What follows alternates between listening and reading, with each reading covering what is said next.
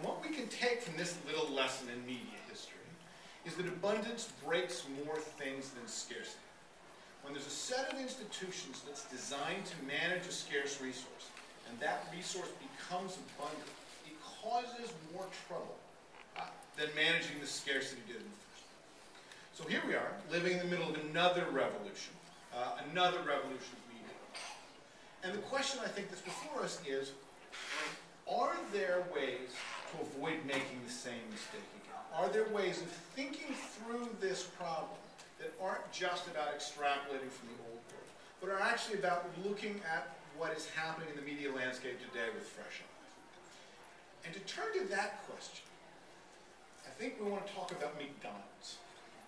So McDonald's, purveyor of inexpensive hamburgers, earlier in this decade hired some consultants, purveyors of expensive advice, to help advise them about breakfast. McDonald's question was, what should we do about breakfast? Now, McDonald's already had many appealing breakfast products, but they didn't know essentially, what's next, they asked themselves. So one of the consultants, Gerald Burstall, went down to McDonald's and sat around observing what it was people did. And he came back with a surprising message that the breakfast food that McDonald's ought to be thinking hard about was the milkshake. Now, this violated everything McDonald's thought it knew about both breakfast and milkshakes. And breakfast, a hallowed tradition. When they would think about breakfast, they thought about 2 eggs, sunny side over, bacon side toast, like everybody does. And when they thought about milkshakes, they thought about the product itself. Should it be colder? Should it be creamier? Should it be chocolatier? If that's a word. But between breakfast as a tradition and the milkshake as a product lay the real world. And in the real world, where the customers are, Burstall made 2 other observations. The people buying milkshakes in the McDonald's always came in alone, and they always got them to go. They were commuters. And I think we can all form a mental picture of what would be wrong with commuters eating distracting foods as they drove around.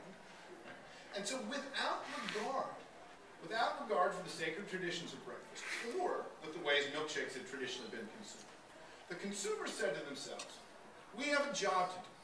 We need a food that's not too hot, it's not too greasy, it's not too messy. We've got to be able to eat it with one hand.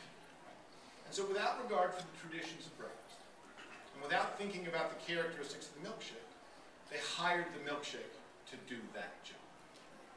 The characteristics of the milkshake that mattered weren't about the milkshake itself. They were about the context the customers were living their lives.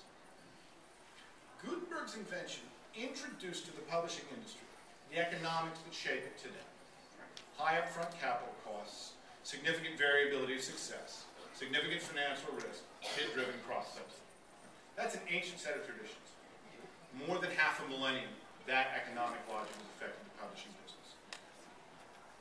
But increasingly, people around us are hiring digital media to do the jobs they need to do without regard for those traditions. We've got a generation of readers who are pressing tools into service without regard for how we used to do things back when years began with the war. When I look around at that change, I see people adopting new tools that are the digital equivalent of milkshakes. They're adopting weblogs and wikis, Twitter and Facebook. They're doing things that involve redistribution and aggregation and cutting and pasting. And none of these are familiar patterns, except to the people adopting. And I see publishers, to my eye, not asking large enough questions in the middle of these changes. Between publishing tradition and books as a product lies the real world, the world where the customers are asking themselves, what job do I have to do today? And what's the product that can best fit? In a market economy, it is always a mistake to confuse stasis and stability and persistence with permanence. We are indeed living in the middle of a revolution. It's not a revolution in books and publishing. It's a revolution in reading and writing. And the organizations that are going to best be able to fill that, are best going to be able to inform that revolution, are not the organizations asking themselves, how have we always done it in the past? Or what are the characteristics of books that if we can just make them a little bit more we can hand them to people and convince them that we've changed? The characteristics that are going to matter are the organizations that say to themselves, what job people trying to hire reading and writing to do today? And how can we best fill that job?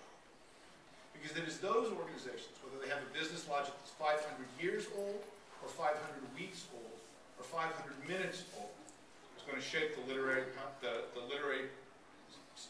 civilization of the future. Thank you very much.